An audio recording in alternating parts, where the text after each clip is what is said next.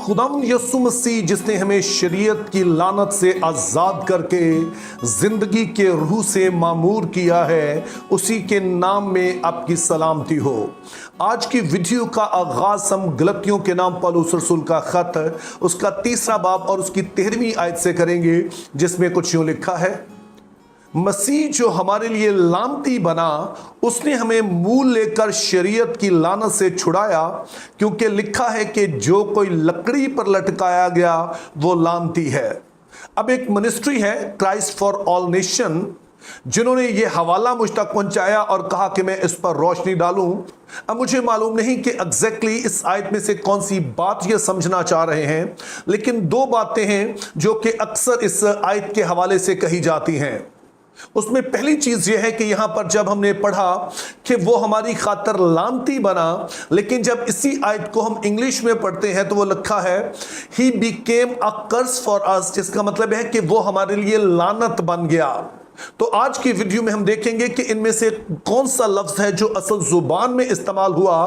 और फिर जो असल जुबान में इस्तेमाल हुआ है उसका इंग्लिश में और उर्दू में 2 तरह का तर्जुमा क्यों किया गया है। और साथ ही हम इस बात पर भी गौर करेंगे कि किसी को लकड़ी पर लटकाने से वो लानती कैसे बन जाता था।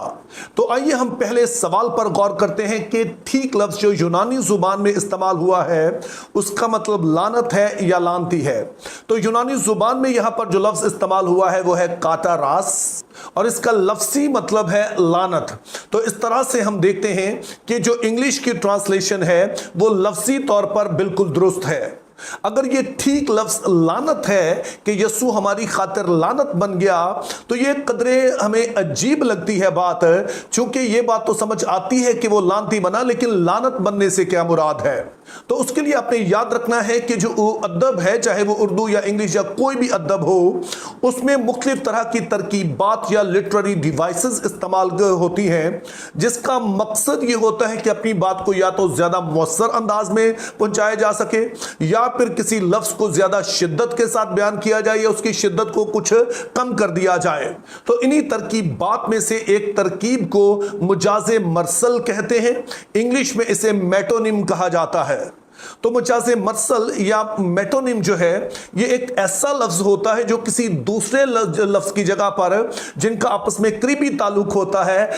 इस्तेमाल किया जाता है। मिसाल के तौर पर अगर कोई शख्स ये कहता है कि मैं इन दिनों में मिर्जा गालिब को पढ़ रहा हूं, तो इससे आप क्या मुराद लेते हैं। अब जाहिर है इससे ये मुराद नहीं होती है कि जो एक शख्स जिसका नाम मिर्जा गालिब है हम उसको पढ़ रहे हैं, यानी कि उसकी आंखें कैसी हैं, उसका मुंह कैसा है, उसका जिस्म कैसा है, या उसका लिबास कैसा है, ये नहीं इससे मुराद है। इससे मुराद होती है कि मिर्जा गालिब की हम शायरी पढ़ रहे हैं। और फिर इसी तरह की एक और मिसाल है, कुछ दिन पहले मेरी नजर से एक वीडियो क्लिप गुजरा, और मुझे मालूम नहीं है कि ये किसी ड्रामे का था या किसी फिल्म का, लेकिन ये बात मेरे ज़हन में रह गई।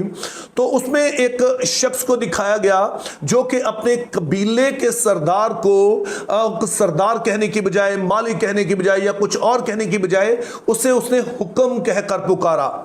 अब आप जानते हैं कि हुक्म से मुराद होती है कमांडमेंट, किसी बात को करने के लिए कहना, लेकिन जाहिर है ये शख्स अपने आप में तो हुक्म नहीं है, तो फिर हम इससे को कैसे समझ सकते हैं। यहां पर मुजाजे मरसल या मेटोनिम इस्तेमाल किया गया, यानी कि हुक्म से यहां पर मुराद वो शख्स है जिसका हुक्म मानना सारे लोगों के लिए लाजम है, चूंकि वो इस कबीले का सरदार है। तो इसी तरह से हम देखते हैं कि पौलुस भी यहां पर जब लफ्ज लानत इस्तेमाल करता है तो इसे मेटोनिम के तौर पर, मुजाजे मरसल के तौर पर यूज करता है। और बज़ाहिर लगता है कि पौलुस इस लफ्ज को अवॉइड करना चाहता है, यानी लानती को, चूंकि वो जानता है कि यीशु मसीह ने खुद तो कुछ ऐसा किया नहीं है जिसके सबब से शरीयत की लानत उस पर आए। तो लानती की बजाय वो लानत का लफ्ज इस्तेमाल के कहना यह चाह रहा है कि यीशु मसीह हमारे लानत उठाने के सबब से वो लानती बना है, ना कि अपनी वजह से। तो इस तरह से उसकी कोशिश यह है कि वो इस लफ्ज की जो शिद्दत है उसको कदरे कम कर सके। तो फिर हमारा जो असल सवाल है कि कौन सा लफ्ज फिर बेहतर तर्जुमा है, लानत या लानती। मेरे ख्याल में जो इंग्लिश वाला तर्जुमा है वो ज्यादा बेहतर है, क्योंकि पौलुस अगर इसको इसी तरह से इस्तेमाल करते हैं तो अच्छा होता कि हम भी इसको इन्हीं मानों में लेते। लेकिन बहरहाल लानती भी गलत लफ्ज नहीं है, क्योंकि अल्टीमेटली अगरचे कि वो हमारी जगह पर लानती बना है, लेकिन इसका मतलब यही बनता है, क्योंकि इसी आयत में के दूसरे हिस्से में दरअसल हम देखते हैं कि पौलुस का कहना है कि जो लकड़ी पर लटकाया गया है वो लानती है। अब इस आयत की जो दूसरी मुश्किल बात है वो ये है कि पौलुस का कहना है कि जो लकड़ी पर लटकाया गया वो लानती है। तो सवाल ये है कि लकड़ी पर लटकाए जाने से कोई कैसे लानती बन जाता है। तो इसके बैकग्राउंड के लिए आइए हम इस्तिस्ना की किताब उसका 21वां बाब और उसकी 22 और 23 आयत पढ़ते हैं, जिसमें कुछ यूं लिखा है, और अगर किसी ने कोई ऐसा गुनाह किया हो जिससे उसका कत्ल वाजिब हो और तू उसे मारकर दरख्त से टांग दे, तो उसकी लाश रात भर दरख्त पर लटकी ना रहे, बल्कि तू इसी दिन उसे दफन कर देना, क्योंकि जिसे फांसी मिलती है वो खुदा की तरफ से मलाऊन है। ताना हो कि तू उस मुल्क को नापाक कर दे जिसे खुदावन तेरा खुदा तुझको मिरास के तौर पर देता है। अब इन आयात में हमें दो बातें बताई गई हैं। पहली चीज हमें बताई गई है कि जो शरीयत में अहकामात थे उन सभी की सजा थी, और उसके जरिए से सारे ही जो लानत के नीचे होते थे शरीयत की कोई भी बात तोड़ने के सबब से। लेकिन कुछ गुनाह ऐसे थे वो इतने उनको वो समझा जाता था कि बड़े गुनाह हैं कि उनकी सजा कैपिटल पनिशमेंट या सजाए मौत होती थी। मिसाल के तौर पर अगर कोई शख्स खुदा के नाम पर कुफर बकता तो उसकी सजा मौत थी और उसको संसार किया जाता ताकि वो शख्स मर जाए।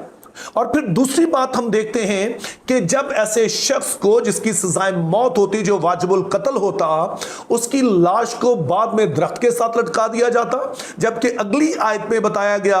कि ऐसा भी होता था कि संसार या पहले कत्ल करने की बजाय बराह रास्त उसको जब दरख्त के साथ लटकाया जाता, उसे फांसी दी जाती। तो दोनों ही सूरतों में उसे मलाऊन कहा गया है।